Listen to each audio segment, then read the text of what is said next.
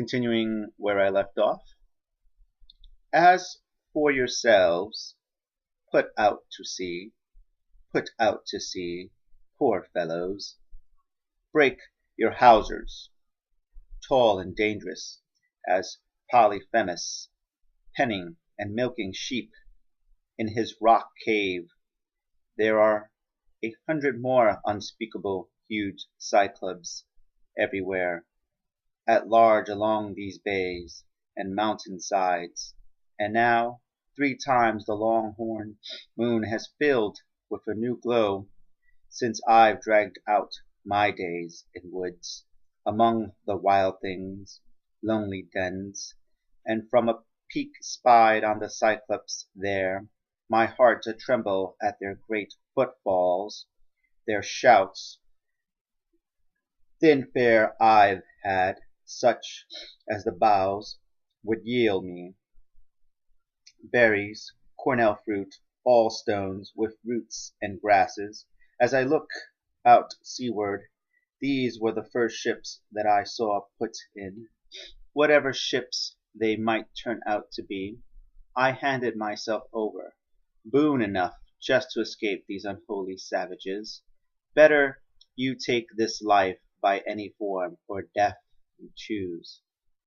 He had no sooner spoken than we all saw, high on the mountainside, the shepherd Polyphemus' giant mass, in motion with his flocks, advancing shoreward. Vast, mind-sickening, lumpish, heaven's light blacked it out for him.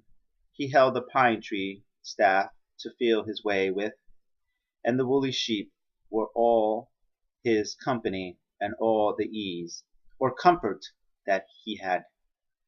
On reaching the seashore and the deep water, he washed the fluid from his gouged eye-pit, and gnashed his teeth and groaned, then waded out to the middle depth where still the swell came short of dampening his haunches. We made haste to get away, and far taking aboard the supplement for his pains, in dead silence we cut our hawsers, launched, and put our backs into a racing stroke. He heard the splash and turned back toward it, but he never got the range of us to reach us, could not breast the full Ionian Sea waiting behind. As this, he sent up an unearthly roar, at which the waves of the deep sea were shaken. Italy was affrighted far inland, and Aeneid's caverns rumbled. Out of the forest, out of the mountains, poured the Cyclops tribe to crowd the bay and shoreline. We could see them standing there, each with his awful eye in impotent rage. The brotherhood of Aetna, towering heavenward, terrifying peers, erect with heads as high as oaks in air, or evergreen cypresses, great trees of Jove, or those in sacred parklands of Diana. Stung to impetuous action by our fear, we hoisted sail to a fair wind, paid our sheets to get sea room, no matter on what course, but Helenus' commands, his warning stood, no steering between Scylla and Charybdis, that channel so near death on either side. Resolved to go about, to take in sail, we felt, lo and behold, the wind veer northward, blowing down from the narrows of Pelorus. We sailed then past Patangian's river mouth, Megara Bay, and Thapsus, that low islet, coastal places, Achaemenides. Hard pressed it, Ulysses' shipmate pointed out as he retraced his wanderings. There's an island lying this side of a Sicilian bay, facing Plemmyrium Point, where the waves beat. Early people called this isle Ortegia. The tale runs that the Eline stream Alpheus took hidden channels there, under the sea, and through your fountain, Arethusu, now infuses the salt waves. There, as directed, we worshipped the pure powers of the place, then sailed on past Pelorus' rich ploughlands and ponds. We coasted high crags of patchiness, with rocky tongues of land, and far away shunned Camarina, never to be disturbed. Then the Joloan plain, Gela itself, named for a torrent.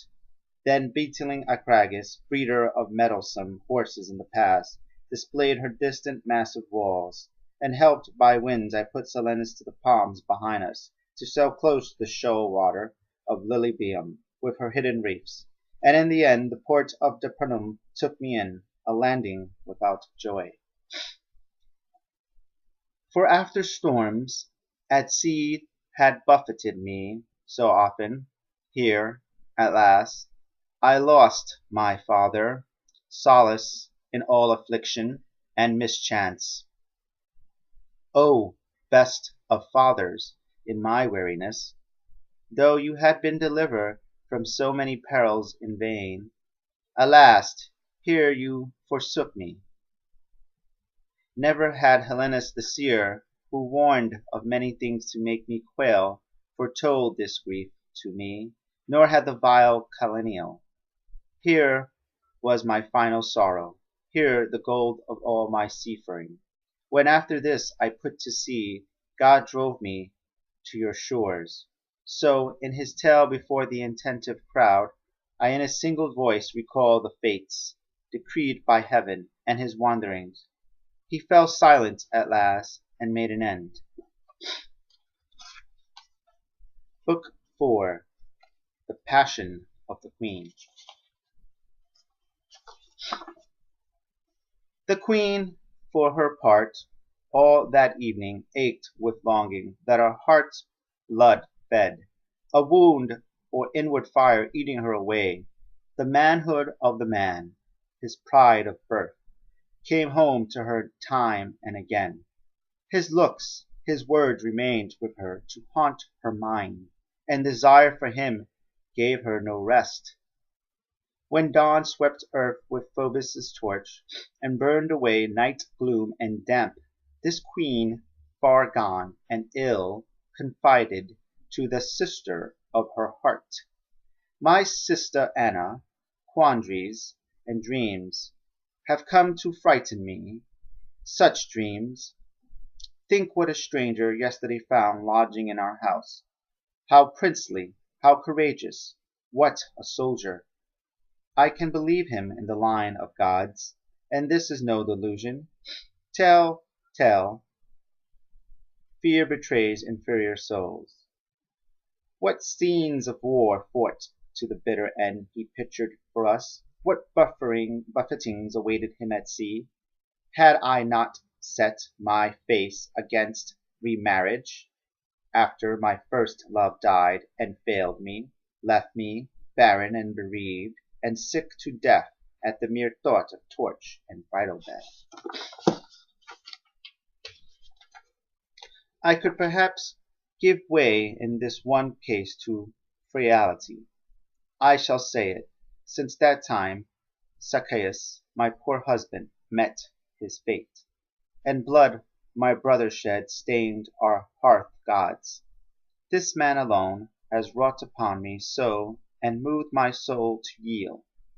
I recognize the signs of the old flame, of old desire. But O chaste life, before I break your laws, I pray that earth may open, gape for me down to its death, or the omnipotent, with one stroke blast me to the shades, pale shades, of Erebus, and the deep world of night. That man who took me to himself in youth has taken all my love.